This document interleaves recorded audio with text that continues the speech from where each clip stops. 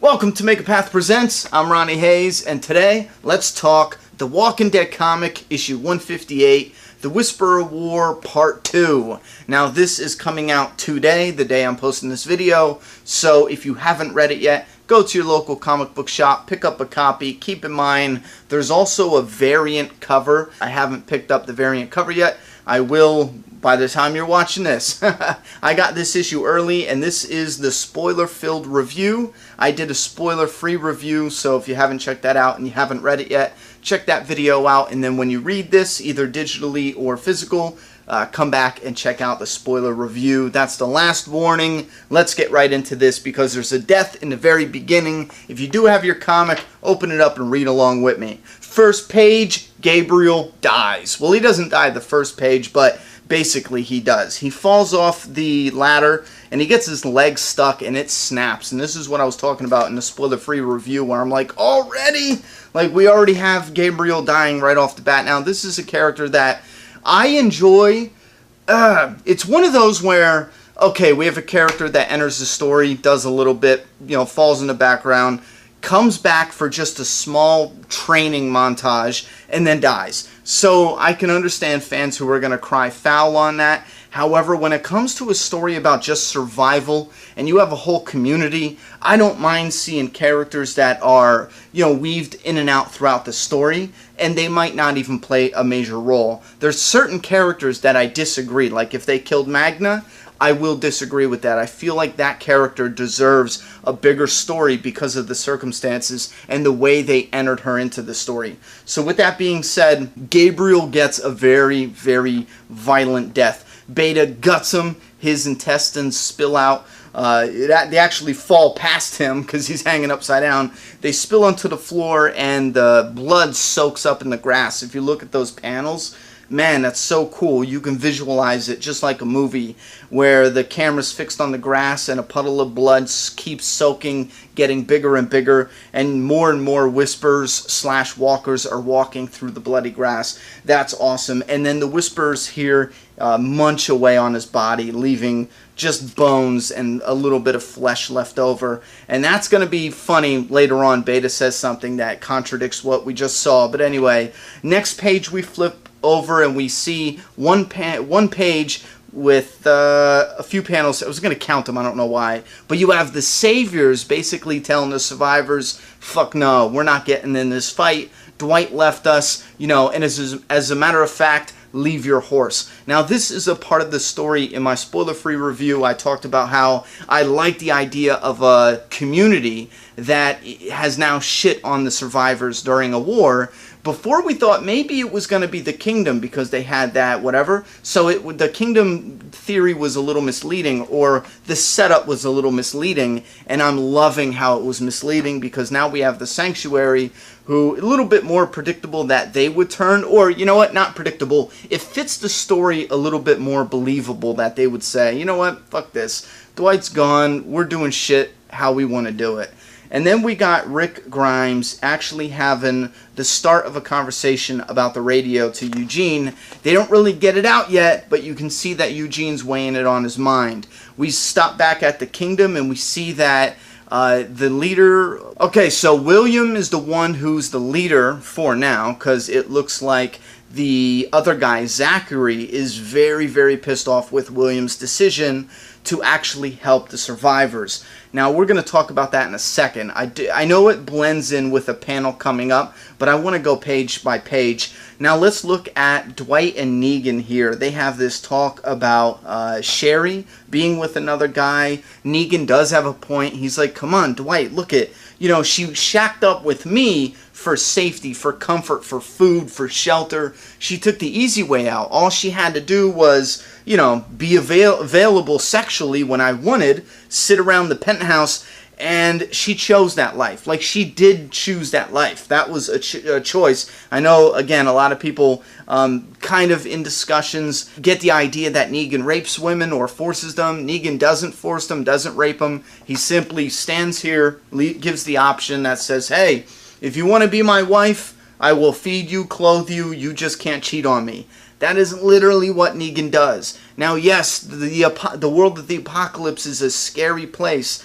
Absolutely, but just because the alternative is fighting in a scary world doesn't make Negan, forcing them into that situation.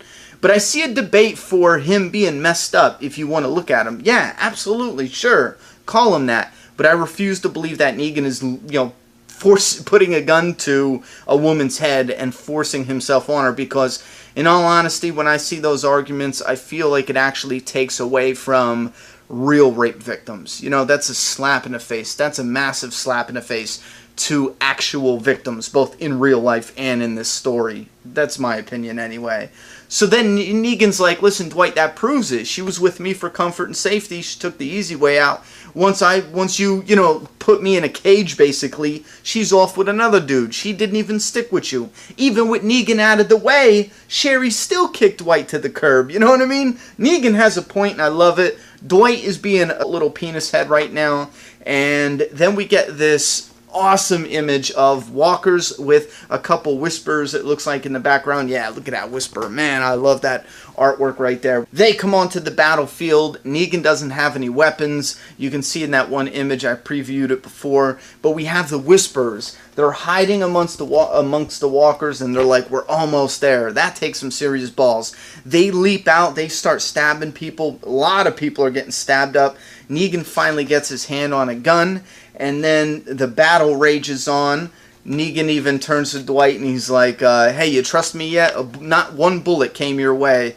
And Dwight's like, I don't really have a choice. This is what I was talking about with the Kingdom, though. We see that they are taking a beating. This is a huge, massive herd of walkers with whispers hidden all throughout, and they're jumping out, stabbing people. And then we got the Kingdom who say, we'll hold them back for the Kingdom, and this other guy screams for Ezekiel. Now, I love that, because it's not just about helping the survivors. It's not at all. Imagine how disrespectful that is, knowing that these people, unprovoked, cut off your leader's head. Ezekiel has been leading them since before we even knew Ezekiel in the story. Ezekiel didn't start leading them, once he entered the story. He's been leading them. We don't even really know for how long. What did they go through?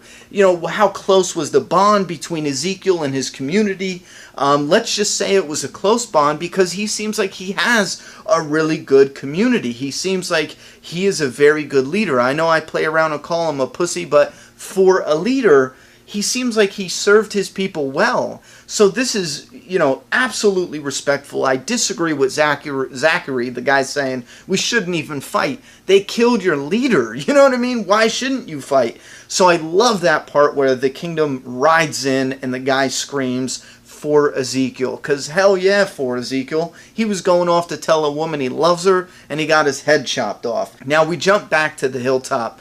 Maggie, Dante, they're still doing that thing off and on. I'm kind of curious to see where it's going to go. It feels like the Whisperer War is a little too soon to take Dante out, but I'm keeping my eye on that. Now, Lydia does tell Carl, if you see them, because Carl's keeping watch, if you see them, it's already too late. You know what I mean? Because they're just going to take the hilltop out, which has me a little suspect, because even though there was a lot of bodies at the battlefield, it seems like they might have more than that. So you know what? We're going to get to that in a second, because to be honest, by the time I'm done reading part 2, and maybe you guys feel the same, I feel like a lot of the battle is already over. Anyway, moving over to Siddiq, he has a conversation about not getting more men. We jump back to the sanctuary, and they're like, man, you shouldn't have taken his horse. The other guy's like, who gives a shit? They're acknowledging that, if they lose the war, those people might even just come for them. And that idiot's like, screw it, let them come.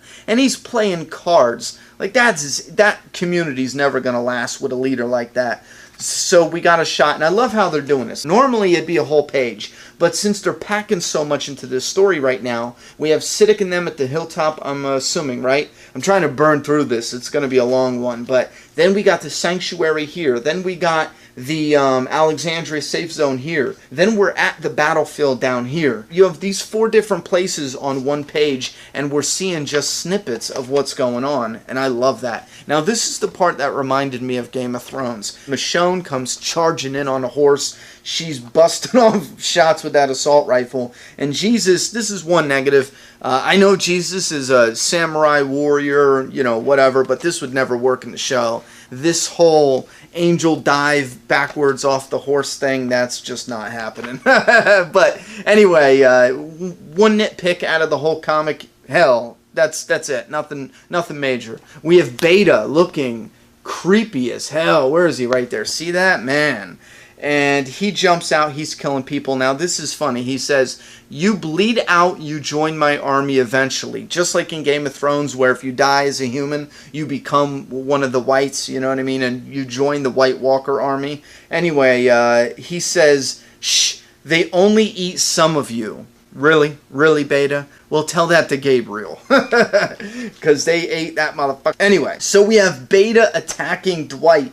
Now, I know I was trolling a couple people that when I did the spoiler-free early review, a few people said, Ronnie, what happened? Who died? And I was trolling them, and I said that Dwight died. So, if you were one of the people I said that Dwight died to, sorry, I couldn't resist. Because I wanted you reading it going, oh my god, he's about to die. Yeah, fuck me, I know. And then Negan hits Beta over the head, and he's like, yeah, that's right, it's me. Now get the fuck up off the ground. Second nitpick, second flaw, I think Negan finally pulled a Daryl and talked a little too much. He said, now get the fuck up off the ground so I can put you in it. And I thought that was epic, like epic as fuck. But then it continues, and Negan says, like in a coffin, because you'll be fucking dead after I fucking kill you, you fucking asshole. Yeah, that's Negan, but I just feel like that was so epic if you would have just shortened it. I mean, it would have been like, damn. But this is what I'm saying. You got all that action. I love what they're doing with the mini panels. You know, 16 panel grid per page. And they're blocking some of them together. And it really makes it feel like there's a lot involved, a lot going on. And we have Beta now going to have a face-off with Negan and Dwight. I mean, Dwight's still there on the battlefield. But it's Beta and Negan. And right now, the Beta is the face of the Whispers. He has to get out of this. I feel like you can't really continue the Battle of the Whispers for 4 more issues if Beta dies in this fight with Negan. So something has to happen. Something has to either stop the fight or they kill Beta. And again, I don't get it. Because Beta's the face of the Whispers. At least this is what I feel. But one thing I will say that a few fans and critics, whatever, have talked about the governor dying in the past. And I love that in the story. And I talk about how I understand it's underwhelming because you want one of the heroes to kill the villain. But it came as such a shock, such a surprise. But not only that, when I read that part in the story where one of the governor's own people, a person we barely knew, we just see the person gun someone down, I mean, that's it. And that person gets mad and kills the governor, who was the villain at the time. It felt real. It's hard to explain, but it feels like you read a true story. You ever read a true story where you watch a movie and you have this final showdown between 2 characters, and then you read like the real true story of how it went down, and here these 2 characters had like you know, an argument, and then 10 years later some bum in an alleyway stabbed and killed the one guy, and the other guy went on to be like a cop and all this other bull, and you're like, wait a minute,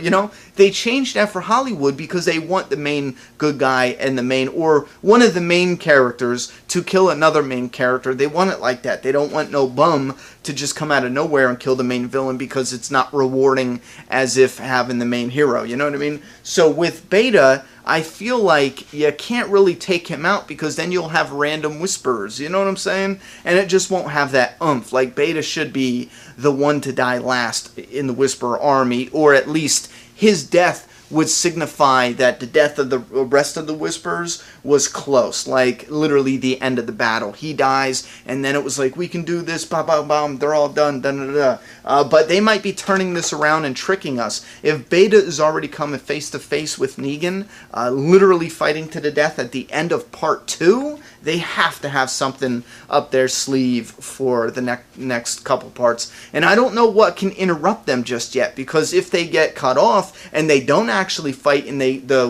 Whispers pull back, or maybe they even make the survivors pull back, it's really interesting. I'm going to dissect this, and I'll be back at you with a prediction video.